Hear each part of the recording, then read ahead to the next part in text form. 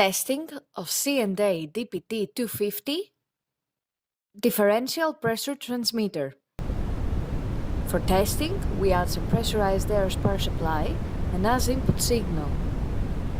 By manipulating the input signal, we can see the output of the transmitter on the water columns.